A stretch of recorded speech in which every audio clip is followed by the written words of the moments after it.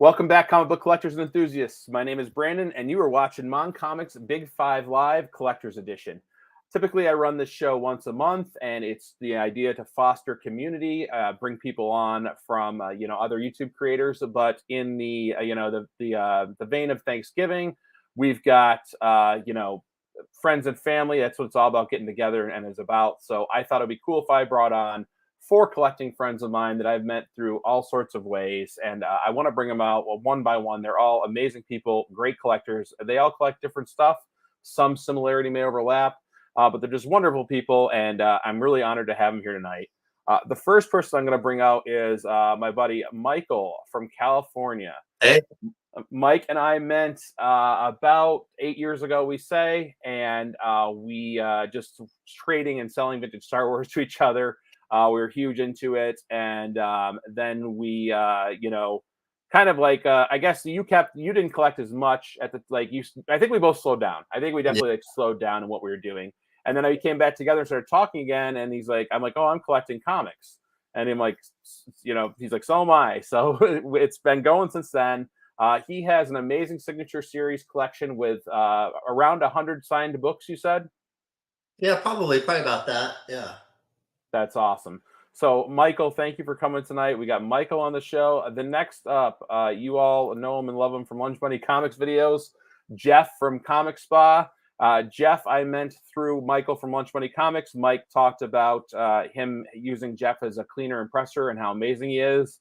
And he couldn't be more right. I started utilizing Jeff, saw great results with my books going to CGC. He is a wellspring of knowledge. He was in the paper industry for 15 years, and he's just really dialing it in with his comic book cleaning and pressing. So, Jeff, thanks for coming on tonight. I really appreciate you making time for us. No, I appreciate it. I'm glad you were thinking of me, and it's just great to be on the show finally with you, because I've done, I think, other ones, but I have not done anything with you, so it's nice to finally have something. I was glad I had an excuse to bring you on the show, so thank you. Next up is my buddy Shaun. Shaun is my tattoo artist that lives in a town 15 minutes away, maybe. You got to drive slow because the deer are all out right now. But Shaun is my tattoo artist. Shaun was the one that was tattooing this pumpkin on my hand during my Halloween live stream. He is an incredible artist. Not only does he tattoo, but he writes and illustrates his own comics called Bitey. And then he has a couple other offshoots that he does with creative team. Would you say you worked with Ron Tuttle? Is that, or who? Yeah, Rich Tuttle. Rich Tuttle on Inksucker, right? And then my brother was helping to write another one. Right. And besides comics, you're also an accomplished woodworker. If you check him out on Instagram, I've tagged him all week. Shaun does amazing woodwork. He is just an incredible human, and he loves to collect comics too. And he's going to be our horror guy tonight, and I love that about him. The last gentleman I'm bringing to the stage is our friend. You might have seen him on other channels, the Immortal Biggie Shack. He's been in the Collector Club. It is Steven, a.k.a. Steppo. Hi. Steven was an advisor to the Overstreet Price Guide back in the day. He's been collecting for decades, literally, since 1959. And like Jeff, he brings this wealth of knowledge that us young bucks really don't have or can't know about. So, guys, thank you all for coming on tonight. It means a lot that I reached out to you and you said yes, you would be happy to do this. Like, this means a lot to me. Yeah, thanks for having us. It's happy to be here. It's amazing. Let me say hi to the chat quick. We got Mr. Akins from What's on the Comic Rack. I don't know if you guys have watched that channel. He's criminally underrated, and as you can see, he's a comedian. Brandon runs a tight ship. Me loud cheering your family. Simply show your books and move on. That is correct. That's how we do it. Yep. I got TM Nerdy in the house. TM Nerdy is a great creator. He does some awesome stuff in between the lines with Roscoe, and they draw live art, and he's just a great guy in the community. One of the first guys I met. We got Dan. Dan is not a YouTube creator. Dan has a heck of an Instagram page. He's an X-Men collector. And just a wonderful gentleman. He was with my friend Big Me McFly when they helped me pick up my Fantastic 450. They FaceTimed me a Saturday after I missed one in an auction. They're like, you got to see this. It's like unbelievable price. So they hooked me up there. So, hey, Dan, I've got Eric from SideQuest Comics, another lovely, just started his own YouTube channel. Go check him out. Really nice guy. He collects X-Men as well. He's just getting into some Dracula, he told me. So come to the dark side, my friend. Buried Under Cards and Comics. What's up? Thank you for showing up, dude. I was actually watching your video with your Justice League Dark #1, and I was admiring it because it's a very good series. And we also have from the future Aussie, the comic book collector. Great lineup in this video.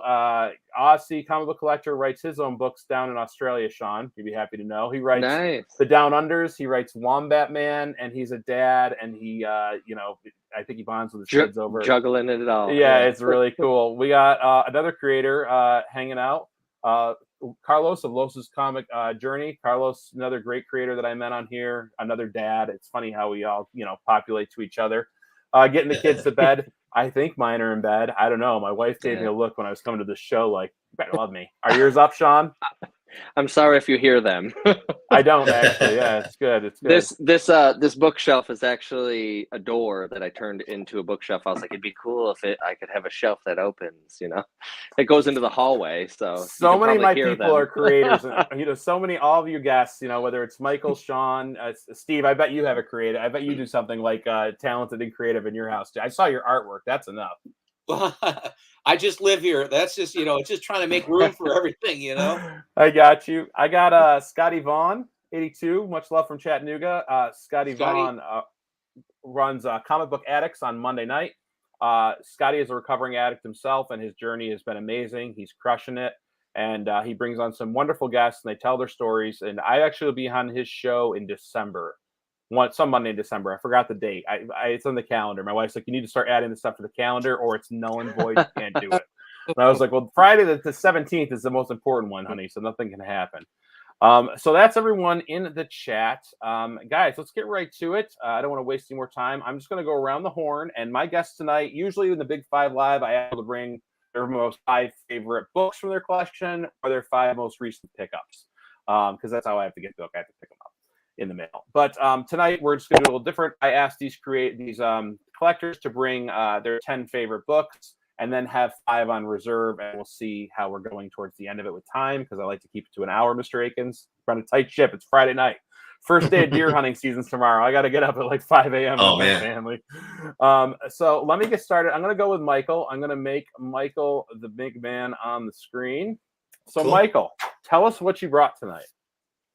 Yeah, so I brought pretty much all Signature Series books. That's kind of been my focus. I have a pretty large collection that, aren't slabbed, but lately I've just been really into this whole Signature Series thing. For me, it's all about nostalgia and, just getting all these cool creators that I grew up with to actually sign the books. I come from an art background, so for me, it's getting an artist to sign something is pretty cool and meaningful. So let's start with, I got can you see that? G.I. Joe silent issue. Hey, wow. Yeah. So like Brandon, I was a big toy collector as a kid. I loved G.I. Joe, Star Wars. So this one meant a lot. This issue for me, growing up was so cool. You get ninjas, you got Snake Eyes. What else do you need in this thing? So yeah, that one was cool. That was signed by Larry Hama recently. Larry Hama, nice. Yeah. And then G.I. Joe. Good old G.I. Joe. So then, so a lot of my comics, well, maybe half of my collection probably came from my brother. I had an older brother. He actually passed away about 15 years ago. He was an alcoholic and, just drank himself to death. And he kind of got me into comic books as a kid. And so I got his collection. And so I've been kind of taking a lot of those and getting them signed by the creators, especially guys that he really admired. So first up we have Iron Man 55, signed by Jim Starlin. Wow. A classic. That is beautiful. And this one means a lot just because of my brother's issues. Yeah, so got Demon in a Bottle signed, which is, a tragic story, but I figured he would like that. So yeah, 8.5, not too bad. Most of his comics were, in the pretty well preserved condition. So who's that signed by, Michael? It's signed by David McElhaney and Bob Layton. Wow. Yeah, Bob Layton was his favorite artist. So Bob Layton did Iron Man, I thought. What's that? I said Bob Layton, to me, was one of the best artists for Iron Man. He just did the Yeah, work. for sure. I totally agree. Yeah, the way he just drew the armor, just the crispness. Yeah, it's brilliant. That's a great cover. And then another just classic cover. This one also came from my brother. It's McFarlane and McLeany signing it. Wow. Nice. Very cool. Yeah. And I know. Yeah, and like I said, for me, it's mostly nostalgia. So it's getting all these creators that I grew up with, and getting them to sign all their work. So That's awesome. did you go to There's one that is. What's Michael, that? go to cons for those, or did you go like? Yeah, it's about 50-50. Some of them I send in. I do the CGC signing events a lot. Yeah. And then some of them, I live outside of LA, so I'm lucky. We get a lot of people coming through shows here. We got San Diego Comic-Con, LA Comic-Con. Yeah, so it's about 50-50 or so. Oh, that's pretty good. Yeah. Here's one that's not signed. Just a classic, great cover. Heck yeah. Punisher when I was a kid, was everything. Dude, that's amazing. Yeah. This is actually a pretty recent pickup. I always wanted this one, but I remember as you you know, messaging me now and telling me, you're like, I did something. yeah, I basically stole this thing because I got it for super cheap. So yeah, I couldn't pass up on that.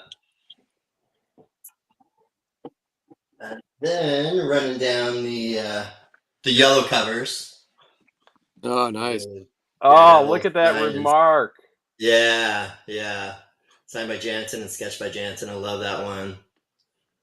Daredevil's just, super cool, and Bullseye, you just can't go wrong there.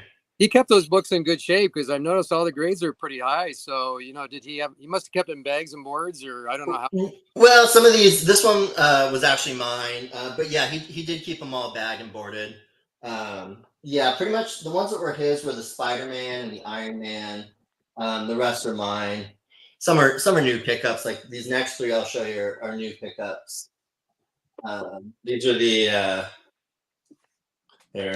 I don't know how I'll show them all at once, but basically these are the Mara Jade trifecta here. Oh, wow.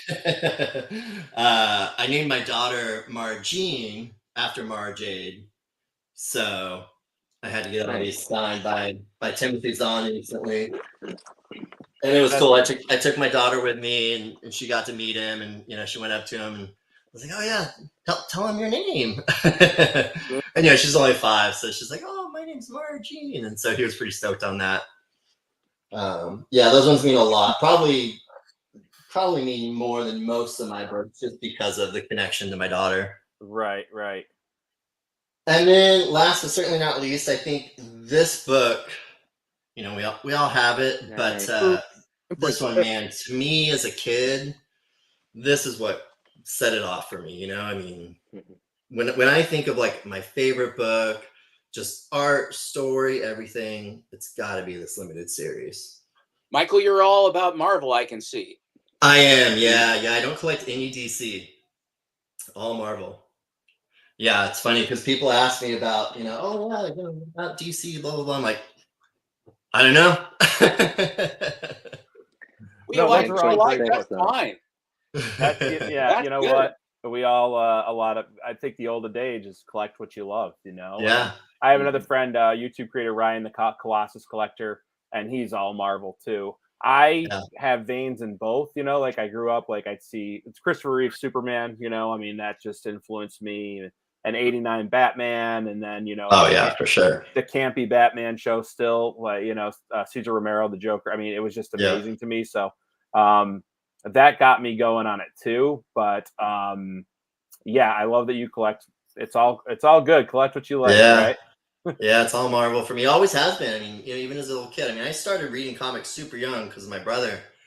And it was always Marvel. He was a Marvel fan also. So it wasn't until I was probably 10 or so. I think I told you the story, Brandon. It wasn't until I was about 10 where I was like, okay, I should probably start taking care of these books. My brother would be harassing me. I hate to think about the books that I destroyed as a 8-year-old. Yeah, right. But I lost my whole childhood collection, so oh, Oh no. We all yeah, that's do. rough. I mean, I I still feel have you. most I of my feel books it. from my childhood. All right, I'm gonna bring up Jeff from Comic Spa. He'll be going next. Jeff, what have you brought to show us tonight? I know you got quite a little collection. Yeah, but I'm probably not the big guy on this show. I've got a few here. So I'm going to show you the book that got me into comic collecting. I would think that's kind of like the biggest story that most people would kind of want to hear. And I've shown this before, but I started collecting in 1970, 75 or 76, and this was the very first one that I got back in the day. Nice. Cockeyed here. Here we go. You can see that. Avengers Nice. 143. Yeah, so it's Avengers 143, and And- it was my buddy Pete that got me into collecting. He said to me, he goes, now neither one of us, we were probably 12 or 13 at the time, and he goes, hey, he says, if you want to find a place that's got books pretty inexpensively, he says we can go down to the nearest mall, which is like a mile, and he said, they're going to have a couple comic vendors in there, and he said, this would be a great place to pick up a bunch of books. And I said, okay. And I didn't have any books before this, so the first thought I had when I started rummaging through the boxes was, I got to find a book that has the most heroes in it, because that's kind of what I was collecting. I wanted to collect the heroes. I only knew there's only so many characters that I knew. I didn't know, because I used to have the action figures back in the probably the mid 60s, maybe late 60s, I think they were, and they had, you could get for Marvel, I think it was Iron Man, Hulk, Spider-Man, and then for DC it was Joker, Batman, Superman. So other than that, I didn't know too many characters. And so when I dove in and I saw this book here, it was amazing, because I didn't know any of the characters in it. You had Moondragon, you had Rawhide Kid, you had Hawkeye, you had Donald Blake. And so of course, I'm reading this book, and I'm the main character, the main evil person in the book was let's see, was Kang. And of course I didn't know Kang, and of course George Perez drew this book. I mean, talk about luck. I mean, it was so great. And there gets to be a point in the book where I'm looking at these superheroes. I'm like, how the heck are they going to beat Kang? I just don't see how this is going to work. There's a point at which Donald Blake, finds a way through the catacombs up to get behind, Kang, and Kang doesn't realize he's there, and he turns around and he sees he's there, and all of a sudden, Donald Blake, he's in like, they go back in time in the Western time. That's why they had Rawhide Kid and Hawkeye there. But he had like a hat on and an overcoat, and so he takes the hat off and the overcoat, and I noticed he was carrying a cane, and I'm thinking, okay, here comes the whooping. He's going to hit him with a cane, and then he takes that cane and he slams it on the ground. And I was like, that was it. That was it. Yeah. I saw Thor, and I seen Thor, and I was like, man, that's what sold me on. So that was the first book I ever got. So can you show that again? That was signed by George Perez. Yeah, this was signed. So this is one of the signature series I have. Cool. Yeah. So this was my personal collection too. So 7.5. I didn't do too bad. So that was the first one, and the second one, Brandon's going to enjoy this one actually. Yes. That one there. And of course, I didn't know the significance of this, which was Howard the Duck's First Howard. Yeah. First appearance, and it's the realities, the nexus of realities, which I thought was kind of cool. It was just a great book, and I really enjoyed that one. So that's what got me hooked on Man-Thing. So from there, I started going back and forth trying to get all the rest of his books. I had them all at one time. So I'm going for the Adventure into Fear run now, because I got sent a couple and I picked some up, and I think that's what drew me to Man-Thing over Swamp Thing a little more, is his implications with the nexus of reality, able to open portals to any dimension, just seems so powerful to me. And that's why I'm doubling down. I think, the Werewolf by Night special that I'm in love with, that I think did a really good job with Man-Thing and Werewolf. I think, the writer's strike was going on, so they couldn't do anything this Halloween, on Disney. I think that's why they just switched it and did like a color version for us. That's all they could do. But I really think I'm doubling down. We're going to see Man-Thing come into the MCU, because with all the multiverse stuff coming on, like, to be able to access a hero a hero that can be like, I can get us anywhere. I think he'll be coming in. So I love that book. I need it. Yeah, you don't have. I thought you had them all by now. No, I got to take my Jeff. What I'm trying to go after here with this stuff. I thought you were getting most of it. It seems like every time I watch a show, you picked up another one. So I just assumed you filled all the holes already. So Nope, Adventure to Fear I'm still going for. all right, so I guess the next one I'm going to pick, and this is another one that I had when I was a kid. I got this one. This is probably not the first one I got off the shelf, but I was a big, man, I can't get this right here. Micronauts, number one. Number one. Big, I tell you, this, we were so lucky to grow up in a time period, especially the 70s. We had like the best artists, the best writers. This was Bill Mantlo. He was the writer on this one, but Michael Golden, I just loved. He had just phenomenal art, and the characters they came out with in that book was really, really good too. So I really enjoyed it. So I picked that up for quite a while. I think I went up to like 15, then the story kind of changed, and then I kind of got away from that one. And then let's see, next one I'm going to pick. So I'm going to have a few Avengers. And Michael, I'm not like you. I only collected a few DC. I mean, it wasn't a lot. There was a few that I liked. I mean, back in the 70s, they did have a lot of good stories. I did find that, they weren't bad. I did have Batman and all that, but I want to say I was kind of like you. I was leaning more towards the Marvel. So Yeah. of course, this was a later one, and this one had a lot of significance to me. This was Avengers 165. And this was just a really, really great story. This was drawn by John Byrne. And to me, this was basically about Wonder Man trying to find out who he is in this book, how powerful he was. And I just, with Count Fear, and it was just a really, really good storyline. So there was a couple books. That was the first one. Then there was, I think there was a book before that. I think it was 164, 165, and then there was this one here, 166. So That's a great cover. It was a really good Really cool cover. Really good artist, John Byrne. So that was pretty decent. I'm going to go back and forth. I've got some that are raw, and I've got some that are encapsulated.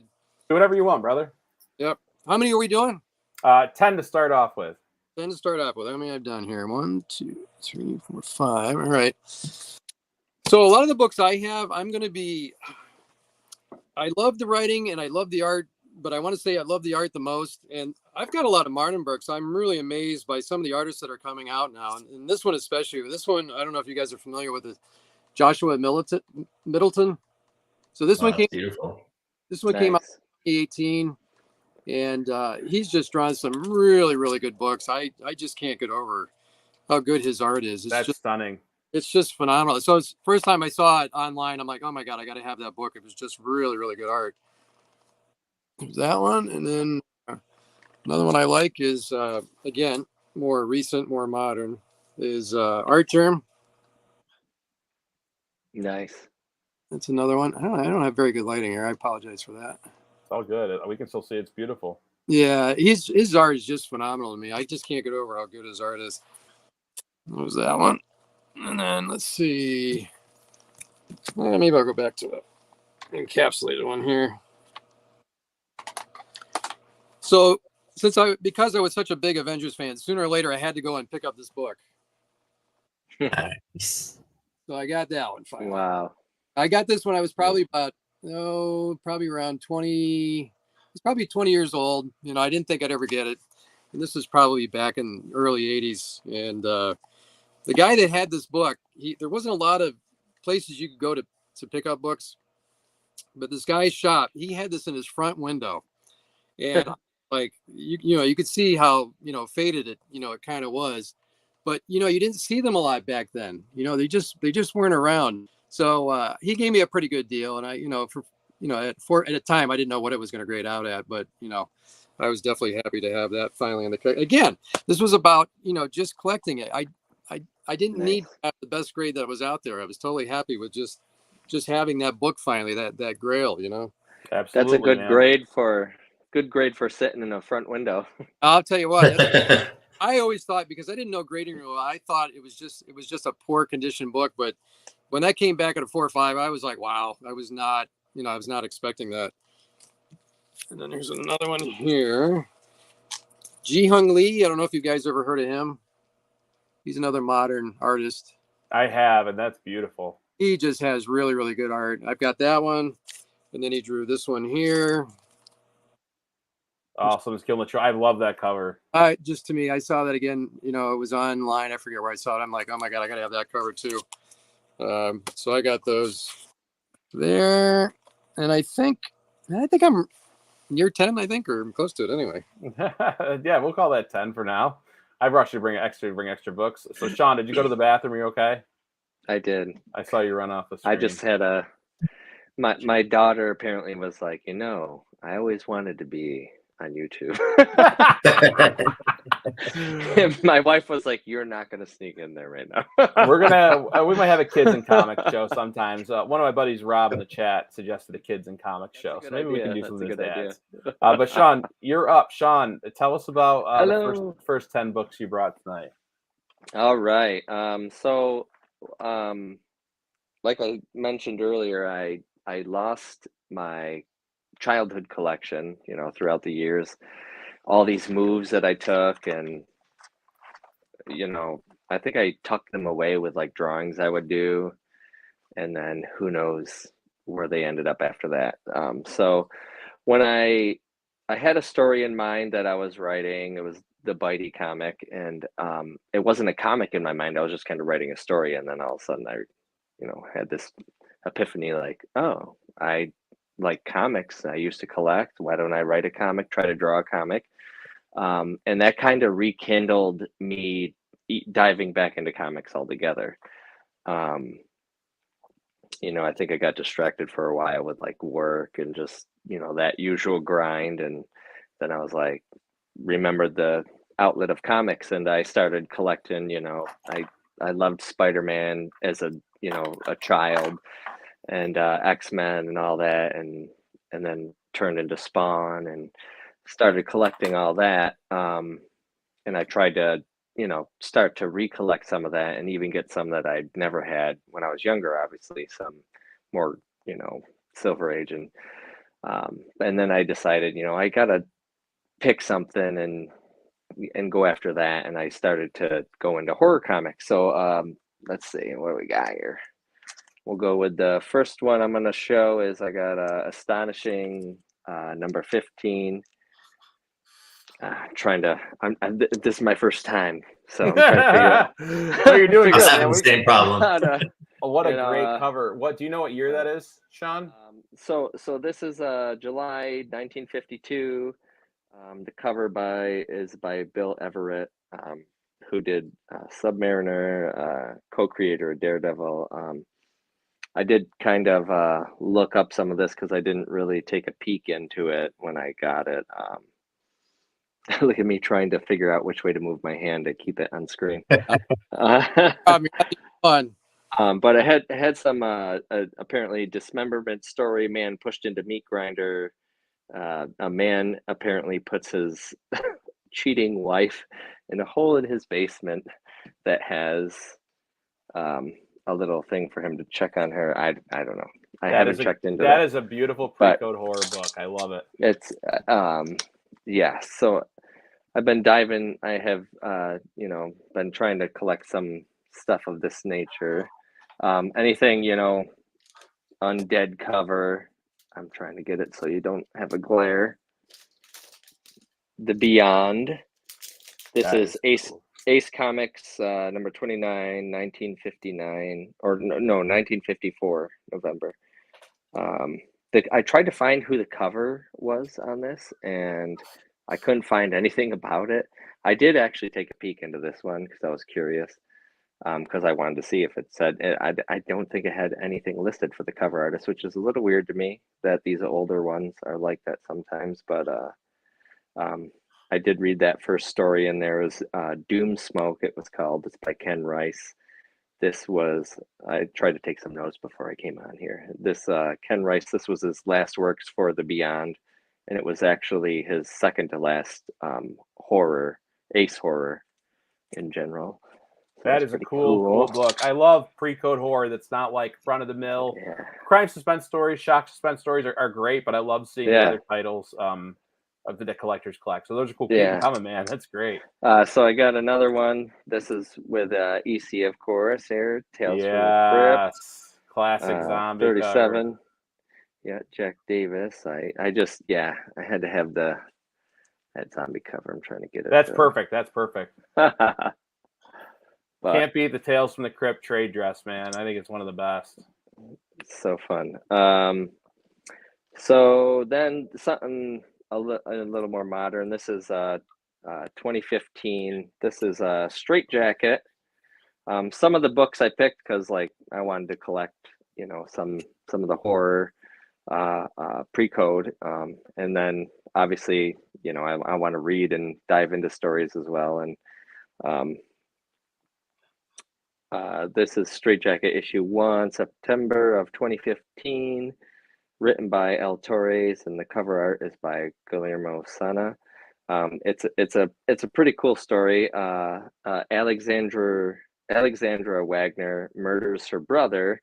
Like the first thing that you open up to is her kind of talking, and you can't tell if she's talking to herself or not. And then you flip, and it's a splash page, and she has her brother like kind of laid out on like a table with like sacrifice, like pentagrams, and also, and he's just like kind of all cut up. But basically, she murders her brother and then becomes institutionalized, rightly so, because she believes she's trying to help protect people from monsters, with her brother on the other side. So you kind of find out like he kind of agreed to it, or maybe she's crazy. It's a pretty good story. So it's just a 4-part series. So if Who's I'm it? writing that down. Who put yeah, that? have it. Who What's put that? that? Who put that out? Oh, so this is M.O.N.Comics. Oh, Amigo. But yeah, it's pretty really good story. Definitely recommend that. The next one is also modern. This is Teether. Oh, This is yeah. this is Cool cover. actually a volume, because I couldn't get my hands on the issues, and I just figured I'd scoop up the volume of it. This is Antarctic Press, from 2017 to 2020. Issues 1 through 4 came out. The story cover and art are by David Hutchinson. And I could read you the back here. It says, "Meet Lily Quest. She's 10 years old, bright, outgoing, and loves making friends. She's also a shape-shifting demon with an insatiable hunger for revenge and human flesh. Lily's new friends tried to sacrifice her to the local demon, but something went wrong. They thought they'd gotten away with it.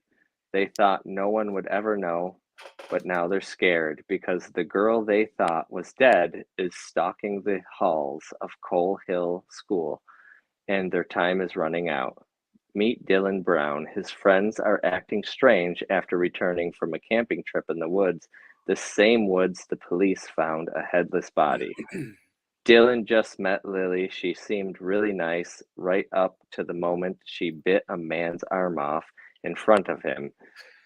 Now, Dylan finds himself in a battle against a little girl with a very big mouth full of souls of his friends.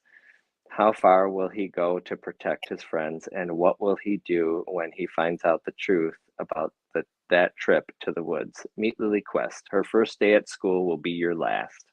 So it's like a revenge story, but it ties in some, you know, horror that you're probably familiar with. I want to read that. I'm writing these down. This is good stuff. It's a good one. Image Comics, Philadelphia #1. I had to include some. I have like all sorts of Philadelphia books. I cannot. I'm bad at this, guys. What's the plot to Philadelphia? It's gotten pretty deep. It's gotten pretty heavy. It's like politically fueled, but also hold on. I do have a little thing that it's so this little synopsis I found out. When a small town beat cop comes home to bury his murdered father, the Reverend Philadelphia detective James Sanger Sr., he begins to unravel a mystery that leads down a path of horrors that will shake his beliefs to their core. So this is writer Rodney Barnes. and art by Shaun Alexander. He usually does the covers, but this is a Virgin variant by John Gallagher. It's I don't know. You got to dive into it, man. I It's heard it's a really great good. story. Super recommended. I think it's opted for it might be like an HBO show. But moving along, I'll try to move it along. I got a slab here. This one is slabbed. Doesn't have the best grade, but Hey, man, those books, whatever you can get, that's a great. I Tales always from love the that cover. Crypt. Oh, this, yeah, I one more that I just had to have, you know. Al Fieldstein cover, of course, June 1951. Love that. I like to look at the old advertisements too. Oh yeah, it's a time. Those Tales from the Crypt books are so cool. No, they're so cool. It just like there's something about them that, even though I wasn't around in the 50s, there's something like nostalgic to me about it, and I don't know what it is. But next I have Innovation Comics, Nightmares on Elm Street, #1. This was January of 1991, and this one, this is cover Miles Taves, but it's signed 1-2 Freddy's Coming for You by Robert Englund. Awesome. Which is pretty fun because I have Heather's a photo I got, and she signed at the end. What's that? Is that first appearance of Freddy in comics? I don't think so. I don't think so. There might have been some in the 80s. I'm not sure. Oh, okay, that's so cool. This is Innovation Comics #1 though, so, but having it signed by him is fun. I like that he starts it with 1-2 Freddy's Coming for You, and I have a photograph from Heather that she ended at 9-10 Never Sleep Again. So. Oh, nice. Cool. So next I have Dark Horse Comics. This is Harrow County. This is a really fun story too. So this is issue #6 though. I actually own the original painting that is this cover, and it is actually a little longer. It goes up a little further. There we go. That's a better. That's awesome. Is it the one in your tattoo shop? Yeah. Yep. So, and this is signed by Tyler Crook. When I heard he was doing like a signing, I was like, I gotta send that one out and have him sign it, because something about that cover. So the main character was going out to dig in the dirt and try to see if she could find this witch that had been plaguing her in her town. That's awesome. So then I got Evil Dead #1. Yeah. And this one, Dark Horse Comics. This is 2008. I love John Bolton's artwork. So this is signed by John Bolton, and it's also signed by Sam Raimi, actually. That's awesome. It's hard to see a signature on there, but I see it now. Yeah. I've always loved Evil Dead, and I love John Bolton's work. The backs of these books are great because there's just like a giant splash page of a painting he's done. So that's great. That's awesome. I always love really that. cool. I always love that franchise too, Shaun. Oh yeah. Well, that's 10. I think that's 10 books. Yeah, that was awesome, man. That was awesome. Love the horror stuff. Do you ever draw inspiration from those books for your own books that you write? Yeah, sometimes. That's awesome. That's great. Thank you. Those were the Tales from the Crypt. Those old books got some golden age. But I'm wondering what Steve Steppo is going to show tonight. Steve, what did you bring for us, brother? Well, I really enjoyed watching what everybody else showed. You guys are considerably younger than I am. The books that you remembered as kids and getting the books, that's the big fun. Where you may have an affinity with those things, which you remember the first ones that you read. When I was first reading a bunch of books in my neighborhood up in Portland, and I lived up in the West Hills, and Adventure Comics with the Legion of Superheroes was the best one. And this was before Marvel started even was going, because Fantastic Four #1 came out I think in '61. Yep. Like the last 10 center.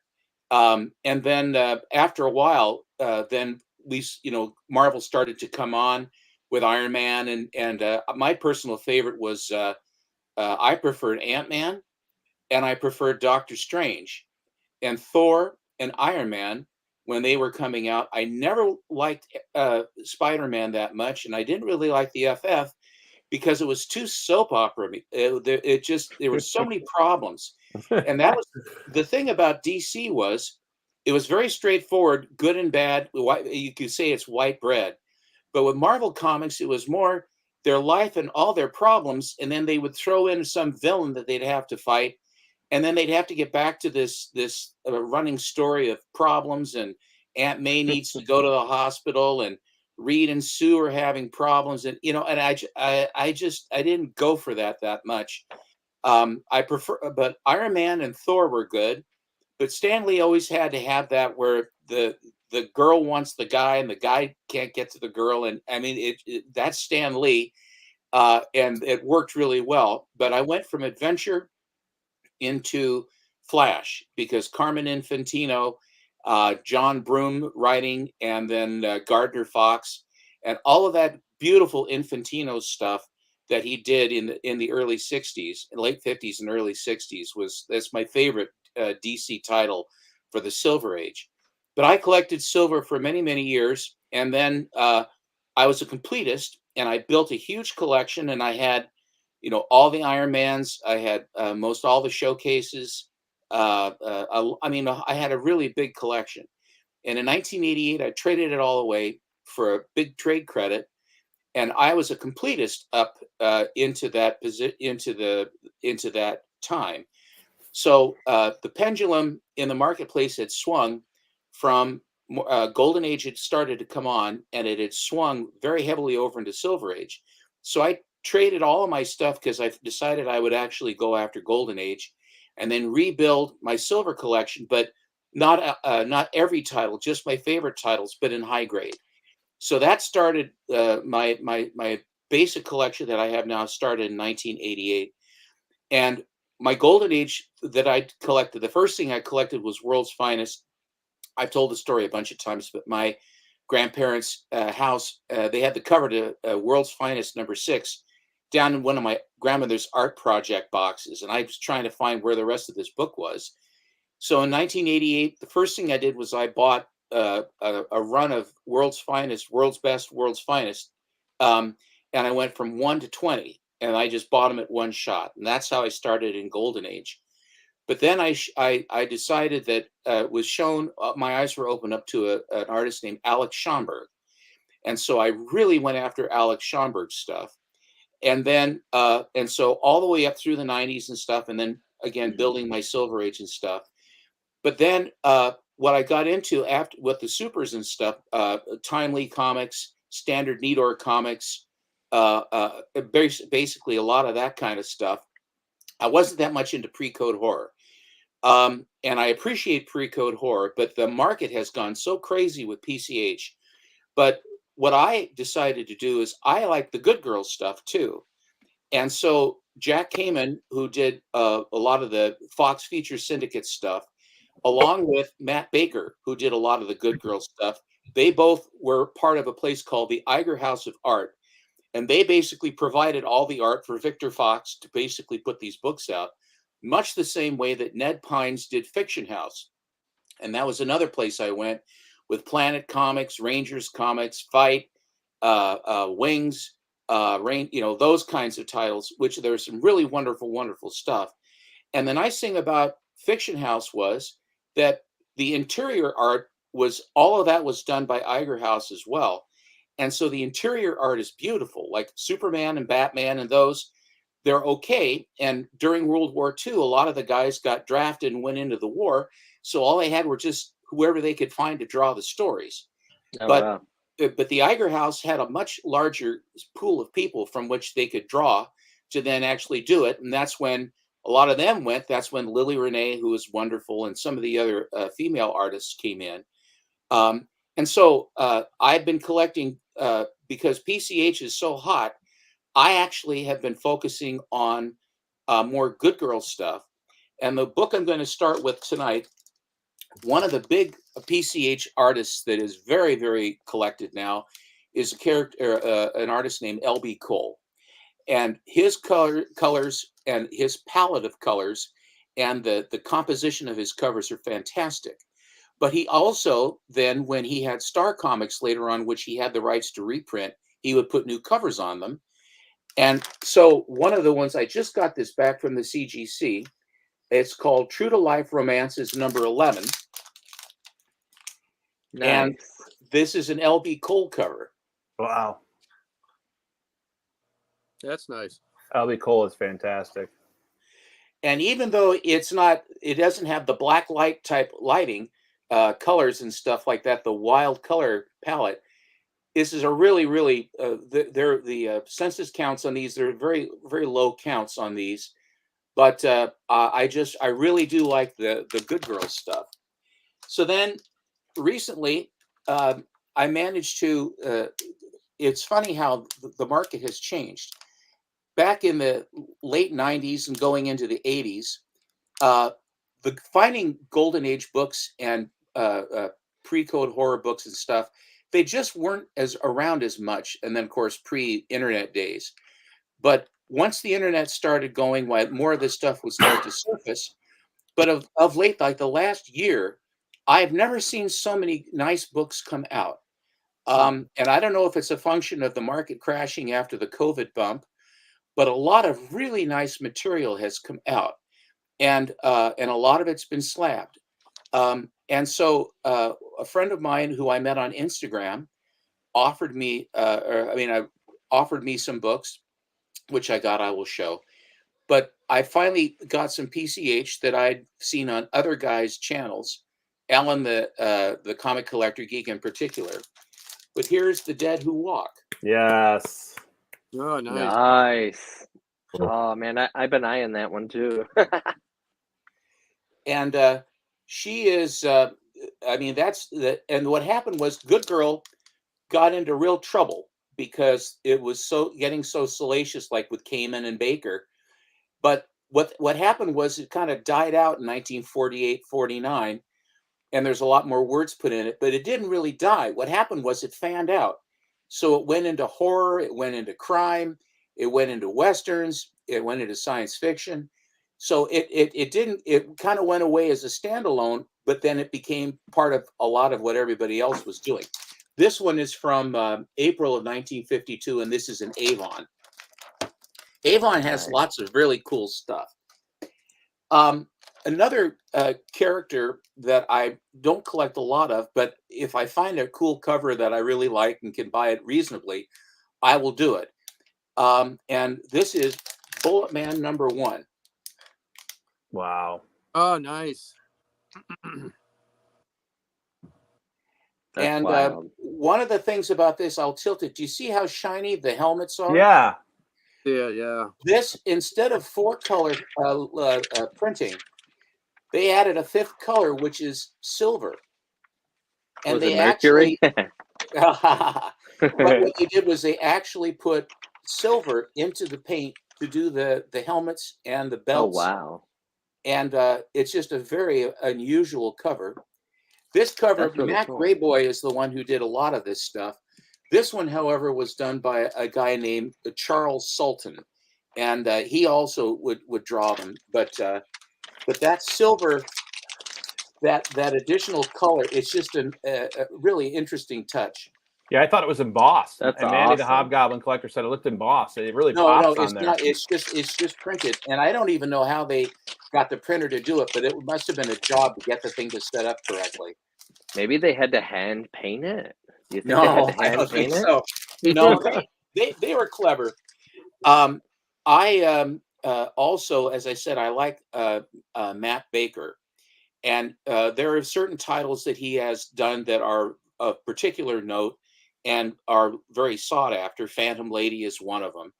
Another one that is a title called Seven Seas, and it didn't go very long, but Matt Baker had probably one of his best covers is right here, and it's Seven Seas #4. That's gorgeous. That's a beautiful one. Yeah. Look at that. And I don't know if you guys watch old movies or not, but she looks just like Jean Tierney, like the ghost in Mrs. Muir, Left Hand of God with Humphrey Bogart. She looks very much like Jean Tierney. That is just a beautiful, beautifully Look composed at the color. cover. It's still really, really beautiful. This book was very, very filthy when I got it, and I had CCS do the cleaning and pressing and everything before it was slabbed. This was last year. And I also was blissfully unaware of the fact that if you have a book of when I bought the book, it wasn't as valuable as it is now. A lot of the books I bought years and years and years ago, and the appreciation's just gone crazy. But when you send it in, they establish a value, and they will charge you like 4% or something of the value of the book.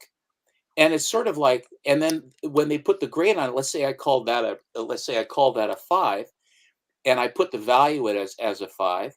Well, it comes back a 6.5, and then they say, well, now you owe us because it's a 6.5, and we will charge you on the basis of it was a 6.5.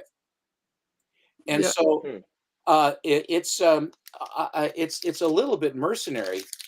And this is Seven Seas #6. This was the first one I got. This one is from another Matt Baker green cover.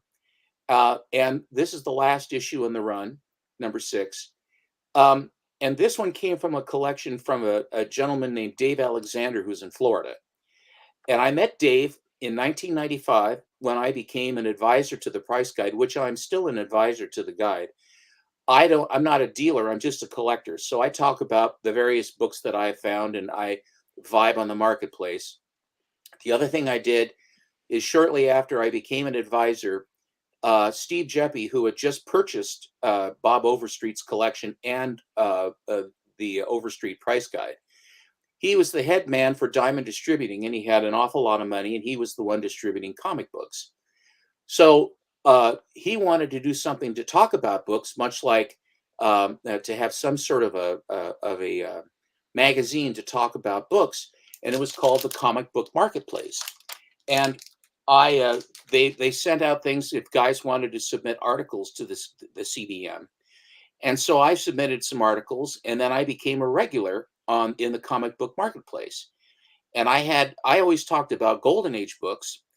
Some guys talked about Bronze Age, some guys talked about Silver Age, but I talked about the Golden Age. And so Golden Age greats and rare as hen's teeth and stuff like that.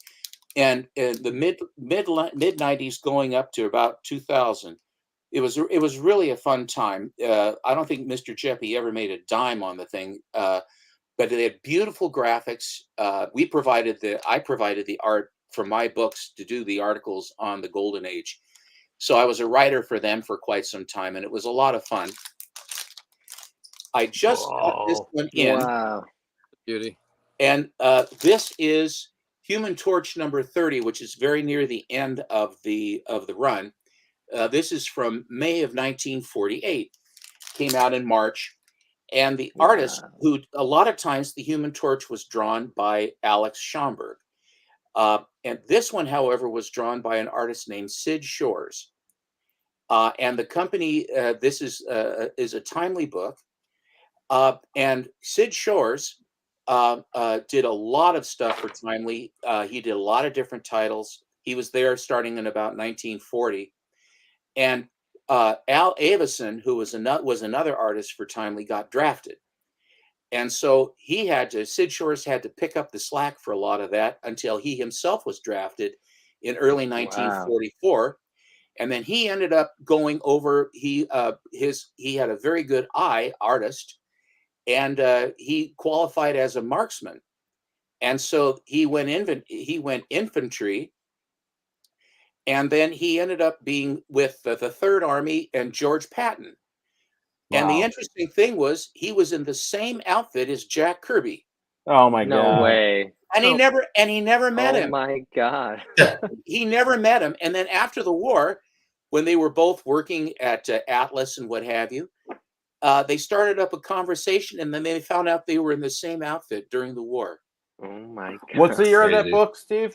This is 1948. Can we take the Post-war. time to appreciate that's a 75-year-old book rated at a 6.0? That's incredible, though. That That whole is a- story is That's a piece incredible. of history. I mean, that's just amazing art. It has everything I want in a cover. Wow. She the other thing that happened too is he was first in France as they were going through, and then of course Patton took them up to Bastogne to relieve the 101st Airborne there with when the Battle of the Bulge happened, and that's where they made their stand at Bastogne. Wow. And he ended up getting wounded very badly, and then they shipped him back to England, and he was convalescing for 4 months. And then after he was released, they put him into an engineering department, and then he was in the Army of Occupation for Germany until he came back stateside. And that's when he met Kirby, and then they compared their war stories. That's Oh insane. my gosh. Small world. That's some great history, though. Yeah, that's incredible. You know, I am a student of history, and I always feel as though to have an understanding of what the kids were thinking about when these books came out, there wasn't as much money. We were in the middle of the war. A lot of these kids would be reading their comics on the living room floor, listening to the radio, and they're hearing about the advances of the American Army, or at the beginning of the war when we got bombed at Pearl Harbor.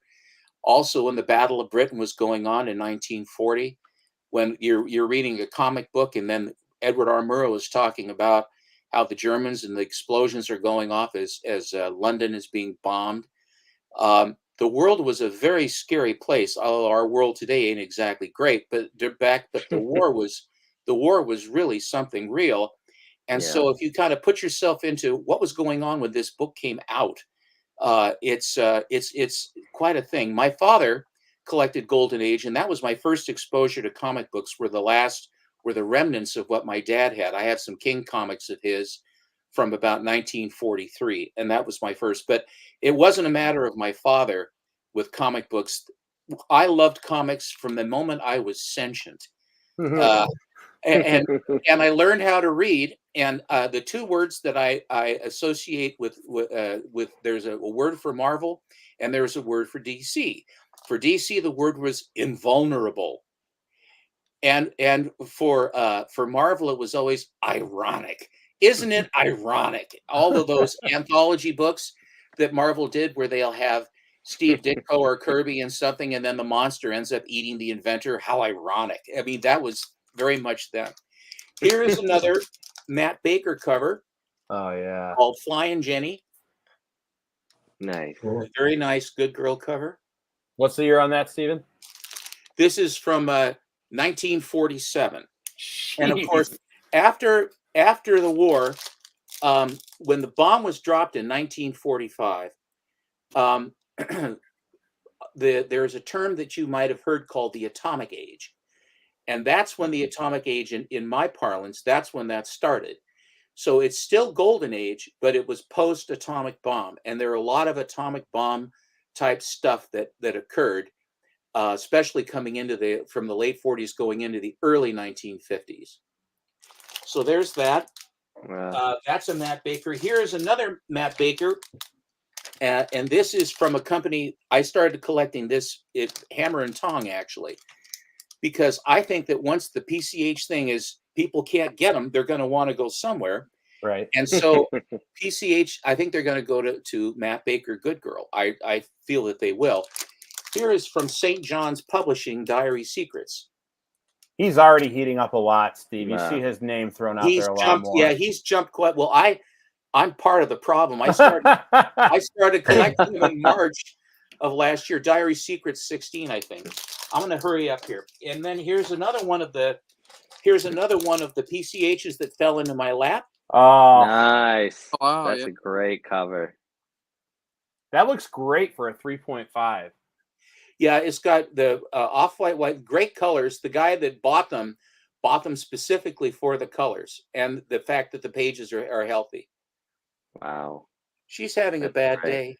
I Yeah. love that's one of my Hate when favorite that Three Code happens. horror covers. Yeah. Skeletons and And here's damsel in here's my distress. 10th. This is the this All is number right. 10, and this one is really Wow. something else. It's absolutely horrific. Absolutely. That's awesome. That is unbelievable. That's just I apologize for taking so much time. no. It's okay. No, you're It's good. No, okay. they're cool. So That Steve, is Fantastic. I that gotta is Steve, I gotta ask, what was the first book? Was it your dad's comics, or was it something that you just picked up yourself that got you into comics? What made your love first bloom? I remember it vividly. We would go to church, and my family ran hotels here in Portland. We had the Imperial Hotel in Mallory. Dad was at the Imperial. My grandfather, who was a World War I veteran, ran the Mallory Hotel. We got the Mallory in '43, and we got the Imperial in 1950. And so anyway, we would go to church, and then afterwards we would go down to the restaurant at the Imperial, and Dad would be down there writing stuff down and what have you. And in order to keep us satisfied while we're waiting, because the place was always packed for breakfast, we had a very good breakfast at the hotel. We had a newsstand, and Dad said, "You can pick out a comic." And the comic that I picked out was A World's Finest, and it's the first time that Batmite meets Mitch's Pitlick. And it's a yellow cover and the two of them, and then Superman and Batman, and it's that whole thing. That's the first one I remember. But that was also the place where I bought, basically was given. I got Amazing Spider-Man #1, Journey into Mystery '83, any number of other big Marvel books I got there. And of course, Mom threw them all away in late '64. No.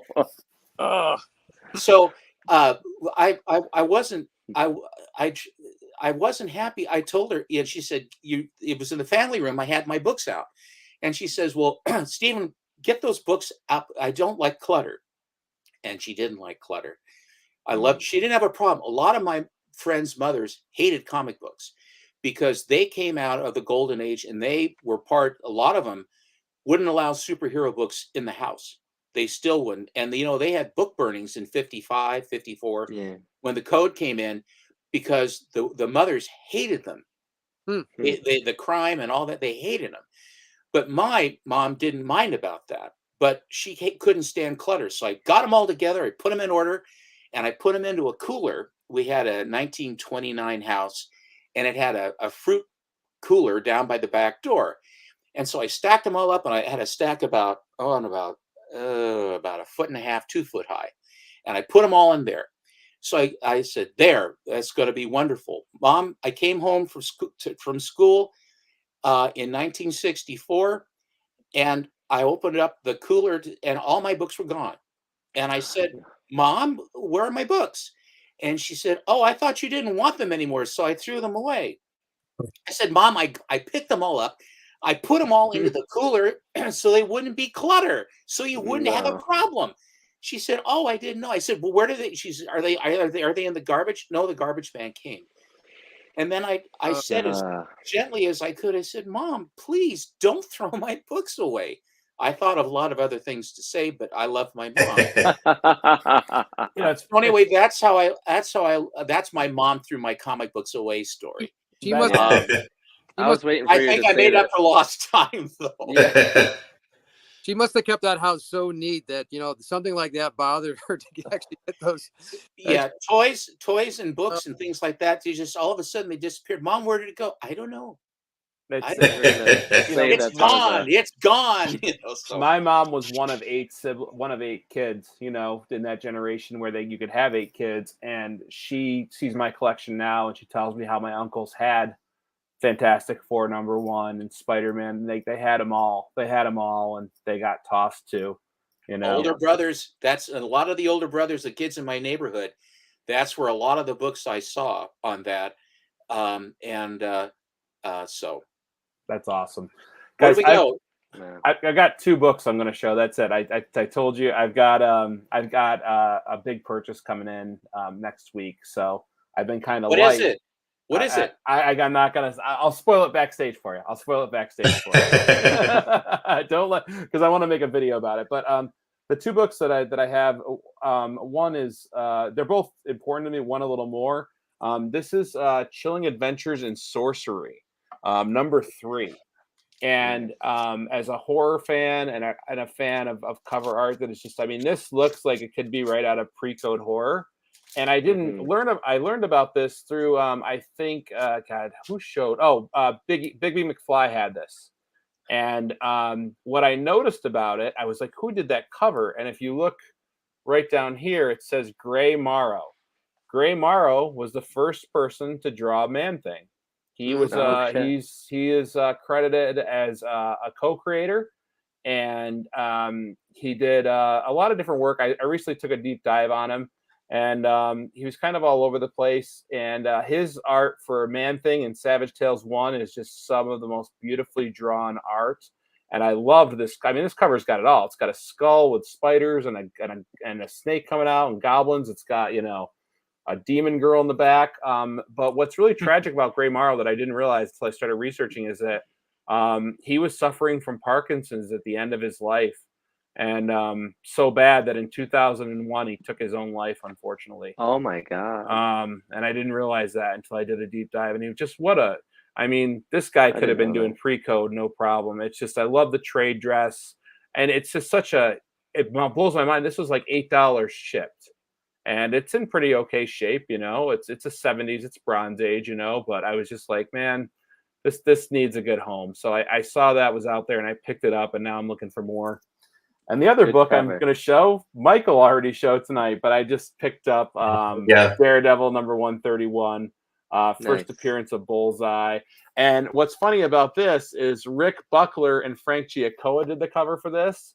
Rick Buckler did the first cover appearance of Man-Thing in Astonishing Tales 13. And I'm so not a fan of how he drew him. He's very chunky. One of his hands is human and not monster-like. But this cover is just absolutely stunning. I mean, you know, with Bullseye in the background and Daredevil in the foreground. And the movie that came out in the 2000s, it's My Little Dirty Secret. I enjoyed it. I think Colin Farrell did a great job as Bullseye and showing how he could never miss. And Ben got a lot of flack for that. It gave us the origin story. It gave us the love story with Elektra. It gave us the death of Elektra by Bullseye. So it gave us a lot. So these are my only 2 books I picked up, but I wanted to bring in a show. It was all about, tonight was about you guys and bringing some friends on and having them show their books and talk their stories.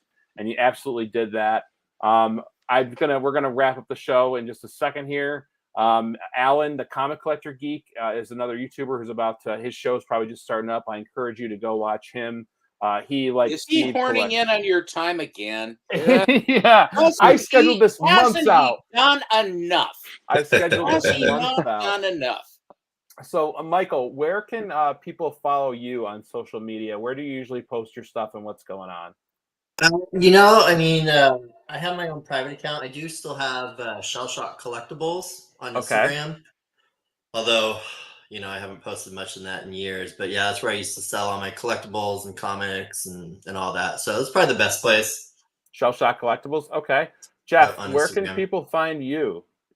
For me, it's just the comicspot13@gmail.com. That's where everybody contacts me.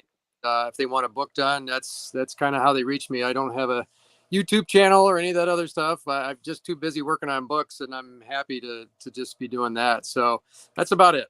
You do have a little bit on Instagram, correct? Yeah, I do have an Instagram. I just started that. So yeah, that's getting to be kind of new. I still got to put some more postings on there. You know, if I get a good book that looks like I did a good before and after, you know, I do stick some stuff on there, and it has to be pretty extreme for people to see it. So that's why I don't get them on there too often. Otherwise, they don't really notice the difference. So I think I got a good one coming up pretty soon that I'll be putting on there.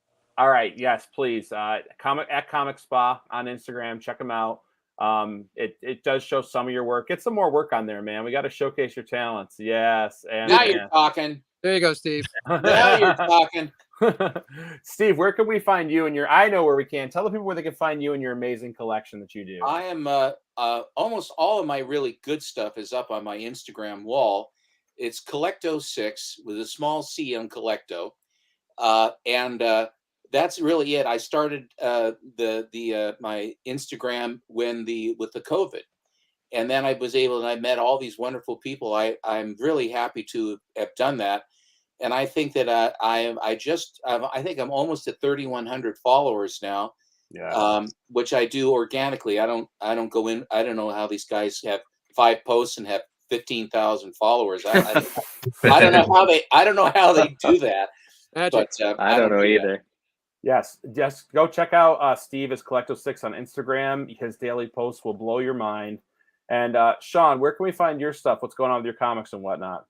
Yeah, I don't know how people get along on Instagram like that too, because apparently my account was just restricted and it told me that it will not be shown to anyone who are non-followers. And I was like, Oh okay, no. I don't know what that means. Apparently they don't like the illustrations of blood and gore, maybe. I don't know. But I'm Sevens Comics. It's actually S Evans Comics.